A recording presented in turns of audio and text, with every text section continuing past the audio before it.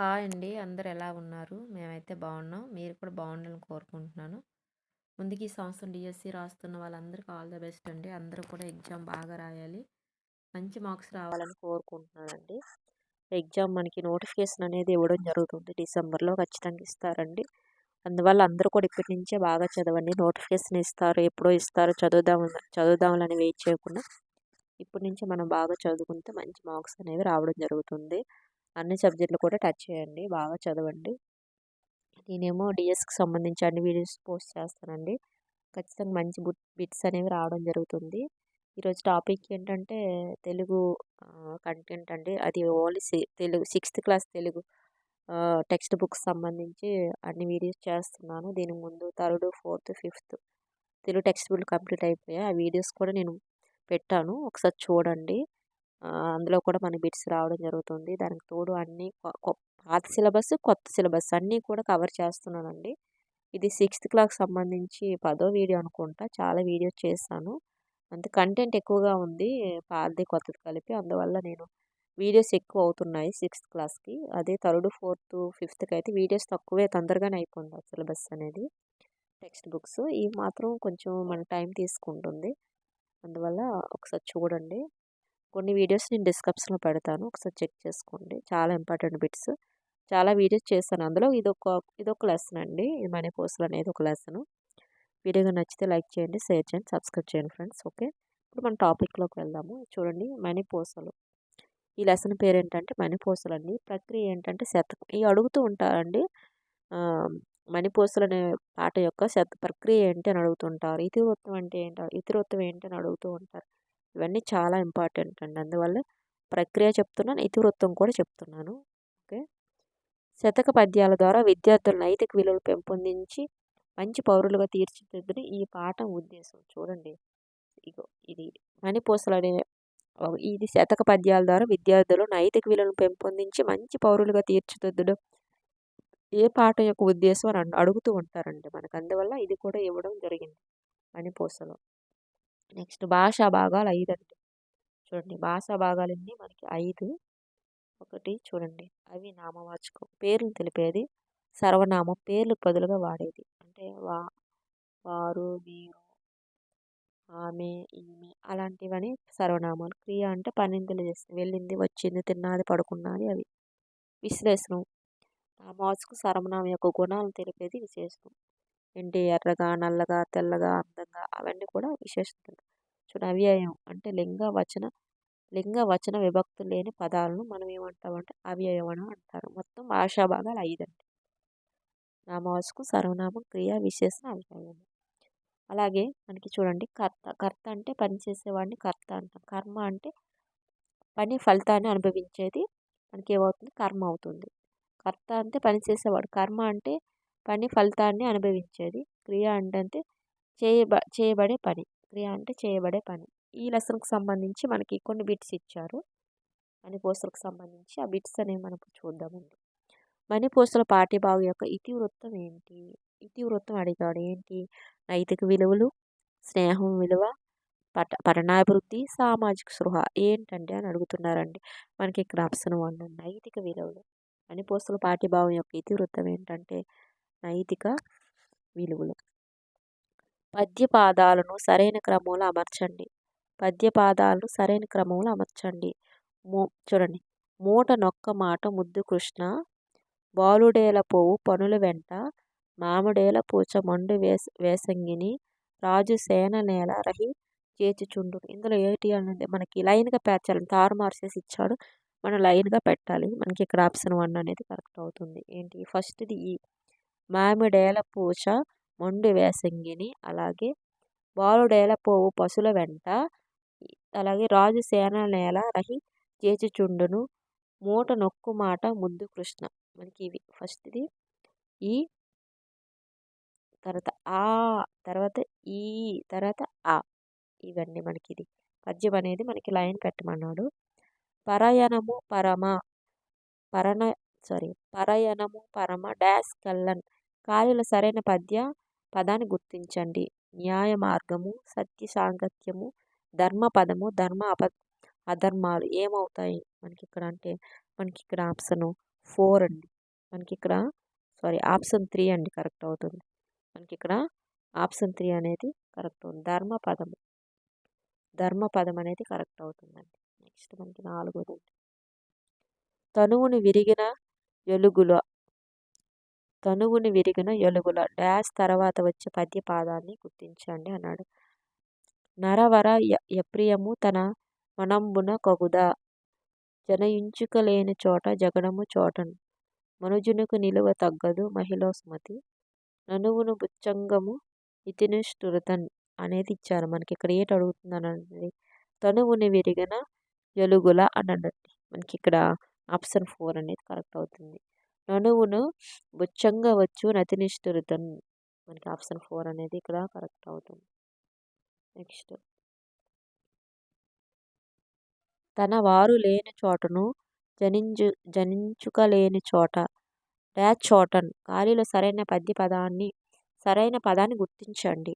తన వారు లేని చోటను జనదించుకలేని చోట డాష్ చోటన్ అసత్యము, ధర్మము, న్యాయము, జగడము అన్నాడండి. మనకి ఇక్కడ ఆప్షన్ 4 అనేది కరెక్ట్ అవుతుంది. జగడము ఏమవుతుందండి, తన తన వారు లేని చోటను జనదించుకలేని చోట జగడము చోటన్ అనమాట. మనకి ఇక్కడ ఆప్షన్ 4 అనేది కరెక్ట్ అవుతుంది. నెక్స్ట్ మనం చూసుకుంటే వీటిని తొలగించడం అసాధ్యం అండి. ముళ్ళు, బాణం, రాయి కష్టం కలిగించే మాటలు. వీటిని తొలగించడం అసాధ్యం అన్నారు. మనకి ఇక్కడ ఆప్షన్ 4 అండి. కష్టం కలిగించే మాటలన్నీ తొలగించడం అసాధ్యం అనమాట. నెక్స్ట్ మనం చూడండి, మనం ఏ పనినైనా సాధించాలంటే ఈ రెండింటిని ఓర్చుకోవాలి. ఆలస్యం, శరీర కష్టం, సుఖం, ఆనందం ఏంటి అని అన్నారండి. మనకి ఇక్కడ ఆప్షన్ 1 అండి. ఆలస్యం తర్వాత శరీర కష్టం. మనం ఏ పనినైనా సాధించాలంటే ఆలస్యాన్ని, శరీర కష్టాన్ని రెండింటిని కూడా ఓర్చుకోవాలి. నెక్స్ట్ మనం చూసుకుంటే 8వదండి. ఇతరులెరుగుకున్న ఎరుగడా చూడండి. ఇతరులెరుగుకున్న డాష్ డెరుగుడా ఖాళీలు సరైన పదాన్ని గుర్తించండి అన్న. మనసు, రాజు, ఈశ్వరు, ప్రభువు అన్నారండి. మనకి ఇక్కడ ఆప్షన్ 3 అండి. ఈశ్వరు ఏంటండి, ఈశ్వరు. ఇతరులెరుగుకున్న ఈశ్వరుడెరుగుడా అనేది మనకి ఇక్కడ కరెక్ట్ అవుతుంది. నెక్స్ట్ పాలన కలిసిన డాష్ పద్యంలో కవి చెడ్డవారిని వీరితో పోల్చాడు. పాలను కలిసిన డాష్ పద్యంలో కవి చెడ్డవారిని వీరితో పోల్చాడు అన్నాడండి. పాలు, ఉప్పు, అగ్ని, నీరు ఇచ్చారండి. మనకి ఇక్కడ 4 ఆప్షన్లో మనకి ఆప్షన్ 4 అనేది కరెక్ట్ అవుతుంది. నీరు. పాలు కలిగిన అందులో పద్యంలో కవి చెడ్డవారిని నీరుతో పోల్చాడు. నెక్స్ట్ పూజ కంటే గొప్పది ఏంటి? గుణం, వినటం, బుద్ధి, నిదానం. పూజ కంటే గొప్పది అన్నాడండి. మనకి ఇక్కడ ఆప్షన్ 3 అనేది కరెక్ట్ అవుతుంది. బుద్ధి. పూజ కంటే గొప్పది ఏంటంటే బుద్ధి అండి. నెక్స్ట్ మనకు చూసుకుంటే మాట కంటే దృఢం ఏంటి? నిదానం, బుద్ధి, వినటం, మనస్సు అన్నారండి. మాట కంటే దృఢం ఏంటి? నిదానం, బుద్ధి, వినటం, మనస్సు అని అడిగారండి. మనకి ఇక్కడ ఆప్షన్ 4 అనేది కరెక్ట్ అవుతుంది. మనస్సు. మాట కంటే దృఢం ఏంటంటే మనస్సు అండి. అలుగు అర్థం ఏంటి? ఇల్లు, బాణం, ముళ్ళు, సముద్రం. అలుగు అర్థం ఏంటంటే ఇల్లు, బాణం, ముళ్ళు, సముద్రం. ఈ 4 ఆప్షన్లు ఏది కరెక్ట్ అవుతుందంటే మనకు ఆప్షన్ 2 అండి, బాణం. అలుగు అంటే మనకి ఇక్కడ బాణం అనేది కరెక్ట్ అవుతుంది. ఒకటి గాని అంతకంటే ఎక్కువ అసమాప్తి క్రియలు ఒక సమాప్తి క్రియ గల వాక్యాలు ఏంటి? సామాన్య వాక్యాలు, సంక్లిష్ట వాక్యాలు, మహావాక్యాలు, సంయుక్త వాక్యాలు అడిగారండి. ఈ 4 ఆప్షన్లో మనకి ఏంటంటే కరెక్ట్ ఆప్షన్ 2 అండి, సంక్లిష్ట వాక్యాలు. మనకి ఇక్కడ సంక్లిష్ట వాక్యాలు అనేది కరెక్ట్ అవుతుంది. నెక్స్ట్ మనం చూసుకుంటే సమ ప్రాధాన్యం కలిగిన వాక్యాలు కలపడం వల్ల ఏర్పడేవి ఏంటి? సంయుక్త వాక్యాలు, సంక్లిష్ట వాక్యాలు, మహావాక్యాలు, సామాన్య వాక్యాలు ఏంటండి అని అడిగారండి. మనకి ఆప్షన్ 1 అండి.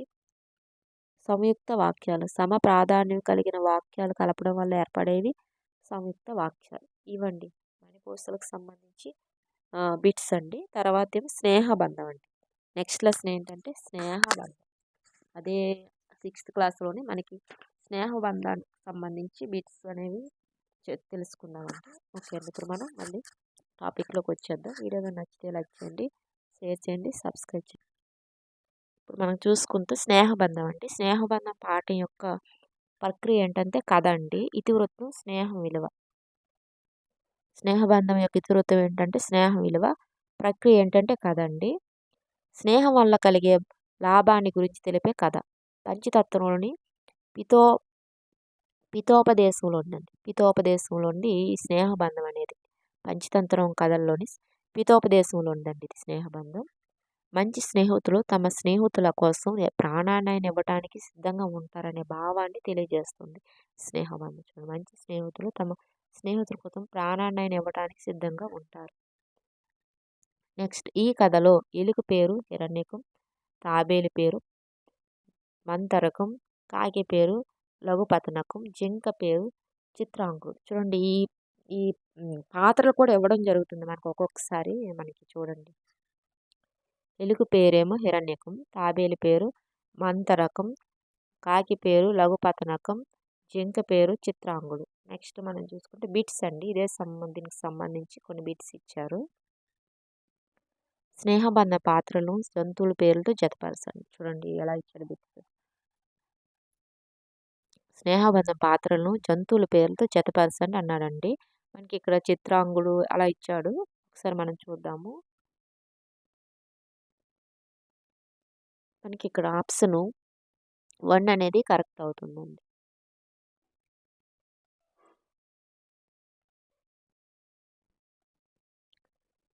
అనేది చూడండి, చిత్రాంగుడు అంటే మనకి జింక అండి. చిత్రాంగుడు మనకి జింక. అలాగే మనకి హిరణ్యకం అంటే హిరణ్యకం అనేది ఎలుక అనేది. హిరణ్యకం అంటే ఎలుక. లఘుపతనం చూడండి, లఘుపతనకం అంటే మనకి కాకి అండి. మంతరకం అంటే చూడండి, ఇక్కడ మనకి మంతరకం అని ఇక్కడ మనకి దేనికి చూపిస్తుంది చూడండి. ఈ మంతరకం మనకి రా అనేది వస్తుంది, తాబేలు. మంతరకం అనేది తాబేలు అండి. ఇది మనకి పాత్రల పేర్లు కూడా ఇస్తూ ఉంటారు, అందుకని బాగా గుర్తుంచుకోండి. నెక్స్ట్ మనం చూసుకుంటే స్నేహబంధం అనే పాఠ్యభాగం ఈ గ్రంథం నుంచి గ్రహించబడింది. స్నేహబంధం అనే పాఠం ఈ గ్రంథం నుంచి గ్రహించబడింది. కాశీ మజిలీ కథలు, నీతి చంద్రిక, అసంప్రేక్షకారత్వం, పంచతంత్రం దేని నుంచి గ్రహించబడిందండి? మనకి ఆప్షన్ 4 అండి, పంచతంత్రం. పంచతంత్రం నుంచి మనకి ఈ గ్రంథం పాఠ్యభాగం అనేది గ్రహించబడింది. మనకి ఇక్కడ మనం చూసుకుంటే ఆప్షన్ 4 అనేది కరెక్ట్ అవుతుంది. నెక్స్ట్ మనం చూడండి, స్నేహబంధ పంచతంత్రంలోని ఈ భాగం నుంచి గ్రహించబడింది. స్నేహబంధం పంచతంత్రంలోని ఈ భాగం నుంచి గ్రహించబడింది. మిత్రభేదం, సంధి, విగ్రహం, పితోపదేశం దేని నుంచి గ్రహించబడిందండి? మనం ముందు చదువుకున్నాం కదండి. ఆప్షన్ 4 అనేది కరెక్ట్ అవుతుంది, పితోపదేశం. నెక్స్ట్ మనం చూడండి, స్నేహబంధ పాఠం ఏంటి? పెద్దల పట్ల గౌరవాన్ని నేర్పుతుందా? తల్లిదండ్రుల పట్ల గౌరవాన్ని నేర్పుతుంది, ఉపాధ్యాయుల పట్ల గౌరవాన్ని నేర్పుతుంది, స్నేహం వల్ల కలిగే మేలు గురించి తెలుపుతుంది. దేని తెలుపుతుంది స్నేహబంధం అనే పాఠం అని అడుగుతున్నాడండి. మనకి ఇక్కడ ఆప్షన్ 4 అనేది కరెక్ట్ ఉంది. స్నేహం వల్ల కలిగే మేలు గురించి తెలుపుతుంది. స్నేహం వల్ల కలిగే మేలు గురించి తెలుపుతుంది. నెక్స్ట్, నువ్వు ఎవరివి, ఎందుకు పరిగెత్తుకుంటూ వచ్చావు అని జింకను ప్రశ్నించినది ఎవరు? నువ్వు ఎవరివి, ఎందుకు పరిగెత్తుకుంటూ వచ్చావని జింకను ప్రశ్నించినది ఎవరు? హిరణ్యకం, చిత్తగ్రీవుడు, మంతరకం, లఘుపతనకం. ఏమవుతుందనండి? మనకి ఇక్కడ ఆప్షన్ 3 అనేది కరెక్ట్ అవుతుంది, మంతరకం అండి. నువ్వు ఎవరివి, ఎందుకు పరిగెత్తుకుంటూ వచ్చావని మనకి మంతరకం అడుగుతుందండి. ఓకే, నెక్స్ట్ మన 6th ఆ రోజు చూసుకుందాం. చిత్రాంగ భయపడకు, ఇప్పటి వరకు మేము ముగ్గురం స్నేహితులు, ఇప్పుడు నువ్వు కూడా కలిసావని చిత్రాంగి అభయం ఇచ్చింది ఎవరు? చిత్రాంగ భయపడకు, ఇప్పటి వరకు మేము ముగ్గురు స్నేహితులు, ఇప్పుడు నువ్వు కూడా కలిసావు. అని చిత్రాంగునికి అభయం ఇచ్చింది ఎవరు అన్నారు. మంత్రకం, లఘుపతనకం, హిరణ్యకం, చిత్రగేయం ఎవరండి అన్నారండి. మనకి ఇక్కడ ఆప్షన్ 1 అండి మంతరకం. ఈ మాట అన్నది మంతరికం అండి. నెక్స్ట్ హిరణ్యకాన్ని చిత్రాంగుని వద్దకు తీసుకొని వచ్చినది ఎవరు? హిరణ్యకాన్ని చిత్రాంగుని వద్దకు తీసుకొని వచ్చింది ఎవరు? మంతరకం, లఘుపతనకం, భైరవుడు, చూడాకర్ణుడు ఎవరండి అన్నారండి. మనకి ఇక్కడ ఆప్షన్ 1 అండి మంతరకం. హిరణ్యకాన్ని చిత్రాంగుని వద్దకు తీసుకొని వచ్చింది మంతరకం అండి. నెక్స్ట్ మనకి 8వ చూసుకుంటే ఖాళీలు సరైన విభక్తి ప్రత్యయాన్ని గుర్తించండి. ఖాళీలు సరిపోయే విభక్తి ప్రత్యయాన్ని గుర్తించండి. సమాజం డాష్ అవసరం అనుకున్న వాళ్లకు సేవ చేయడమే సమాజ సేవ అనేది ఏంటి? నియ, సేత, వలన, లో. మనకి ఇక్కడ ఏం పడుతుంది? విభక్తి ప్రత్యయం అనేది ఏంటి పడుతుంది అని అడుగుతున్నారండి. మనకి ఇక్కడ ఆప్షన్ 4 అండి లో. సమాజంలో అవసరం ఉన్న వాళ్లకు సేవ చేయడమే సమాజ సేవ. నెక్స్ట్ 9దండి అనారోగ్యం డాష్ అనే ఇబ్బందులు ఎదురవుతాయి. ఖాళీ సరైన విభక్తి ప్రత్యయాన్ని గుర్తించండి. అనారోగ్యం డాష్ అనే ఇబ్బందులు ఎదురవుతాయి. గురించి, లో, వలన, తోడ. ఏంటి అనారోగ్యం డాష్ అనే ఇబ్బందులు ఎదురవుతాయి అంటే మనకి ఇక్కడ ఆప్షన్ 3 అండి వలన. అనారోగ్యం వలన అనేక ఇబ్బందులు ఎదురవుతాయి. వలన. నెక్స్ట్ మనం చూసుకుంటే 10ది సచిన్ డాష్ నీకు తెలిసిన విషయాలు ఏమిటి? ఖాళీలు సరిపోయి విభక్తి ప్రత్యయాన్ని గుర్తించండి. సచిన్ డాష్ నీకు తెలిసిన విషయాలు ఏమిటి అని అడిగారు. లు, కై, చేత గురించి. ఏంటండి సచిన్ ఏంటి? సచిన్ డాష్కు సచిన్ లువా, సచిన్ కై, సచిన్ చేత, సచిన్ గురించి ఏంటన్నారండి. మనకి ఇక్కడ సచిన్ గురించి నీకు తెలిసిన విషయాలంటే గురించి. ఆప్షన్ 4 అనేది కరెక్ట్ అవుతుంది. ఇవ్వండి ఈరోజు బిట్స్, చాలా ఇంపార్టెంట్ బిట్స్. వీడియో కానీ నచ్చితే లైక్ చేయండి, షేర్ చేయండి, సబ్స్క్రైబ్ చేయండి ఫ్రెండ్స్.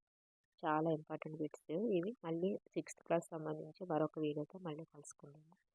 6th అయిపోయే వరకు ఇవే బిట్స్ అండి మీకు.